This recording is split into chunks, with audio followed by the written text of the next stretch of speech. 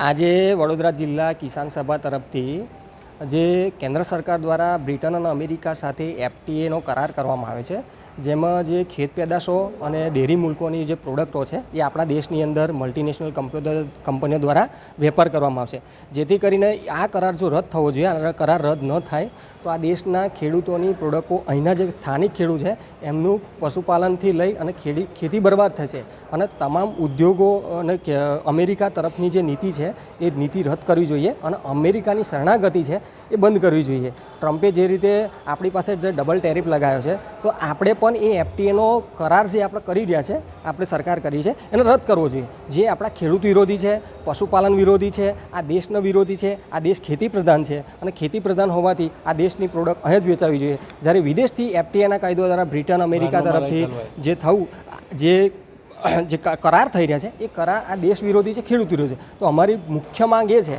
કે એફટીએનો જે કરાર થઈ રહ્યો છે એ રદ કરવો જોઈએ અને સંપૂર્ણપણે એની ઉપર પ્રતિબંધ મૂકવો જોઈએ અને અમેરિકાની ઝાટકણી કરવી જોઈએ. જે રીતે આ દેશને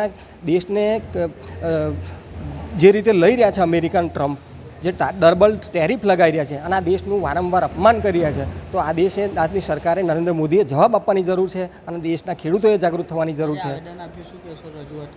અમે સાહેબ સાથે રજૂઆત કરી, પણ જ્યારે અમે આવેદનપત્ર આપવા આવ્યા છે ત્યારે કલેક્ટરશ્રી અમને મળતા નથી.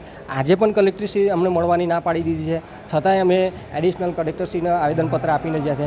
જે એક દુઃખદ લાગણી છે કે આ દેશનો ખેડૂત જ્યારે તમારી પાસે કોઈ વેદના લઈને આવે છે, આવેદનપત્ર આપવા આવે છે, છતાં કલેક્ટરશ્રી મળતા નથી. આ એક દુઃખની વસ્તુ છે. જે ખેડૂત જે કલેક્ટર એ આ પ્રજા માટે છે, છતાં એક બહુ દુઃખની વસ્તુ છે. છતાં અમે એડિશનલ કલેક્ટરશ્રીને આવેદનપત્ર આપી અને અમારી માગણી રજૂ કરી છે, જે કેન્દ્ર સરકાર સુધી પહોંચે, અમારો અવાજ બને અને આ દેશની અંદર એફટીઆઈનો